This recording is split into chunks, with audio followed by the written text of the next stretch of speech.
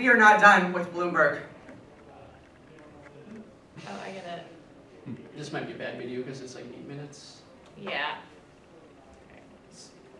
And it might just be like commentary. See if you can get one from Al Jazeera. Okay. Well, I'm typing this in on your tour comment. I definitely agree with you, and that's really for us a question of strategy. And like, Wait, before you click on that, notice something. Al Jazeera has been really intentional about making it clear that they're about streams. They've been including a lot of live streams from different activists and incorporating that into their mainstream media. What's really great about that is that it puts the narrative within the hands of journalists, street journalists, as opposed to paid corporate journalists. So if you keep scrolling down, there's another great service called Storify.com. And Storify, what it lets you do is, like, you see how you have all these different tweets here? It lets you add a plus sign, and then you can add those tweets, YouTube videos, Flickr, photos, and create a story. So this is the one I want. So you can click that picture. Go back. is there a stream? To the chart. So this is a chart, but over here we had Brooklyn riot versus Brooklyn protest. So sorry, I'm getting talking to many things. There's Storify, which you can add different forms of media to creating a crowdsourced story. It's the Wikipedia of news. And so what happened organically, some people started tweeting out pictures of, like, there was some property destruction, there were bottles thrown at the police, and it was completely chaotic. There was, so people were organically tweeting out Brooklyn riot. They felt that was most emblematic of what was going on. There was no decision made beforehand, and it just went viral. And because this is the kind of news that is, I think, rare or interesting, in Brooklyn, many people are going to retweet it when they otherwise would not retweet that often. And so over here we have a chart. The yellow indicates the hashtag Brooklyn riots. And this happened, so the protest ended at 11 p.m.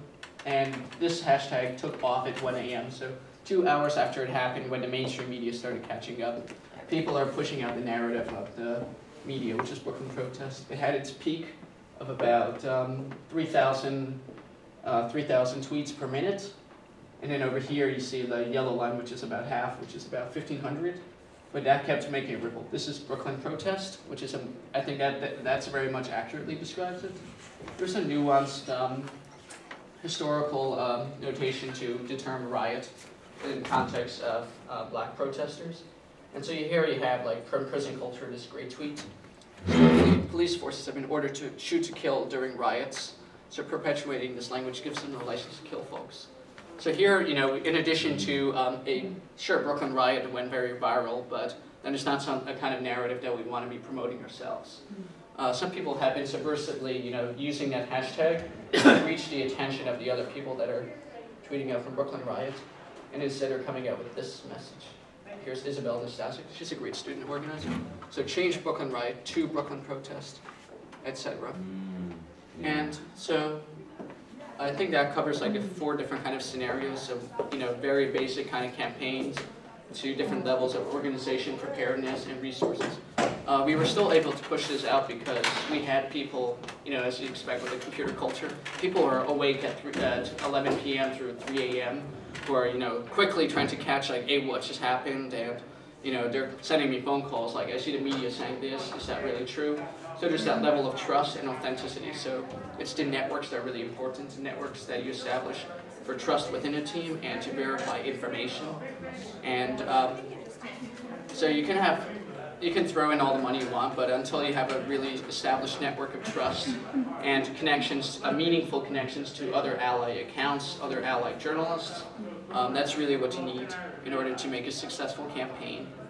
And for those reasons, we want to move away from the kind of structure of Facebook, which encourages solely individual expression, to Twitter, which is less about the individual and more about a holistic network hashtag base.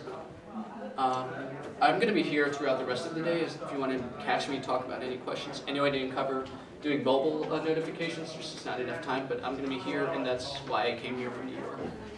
Thank you. Thank you.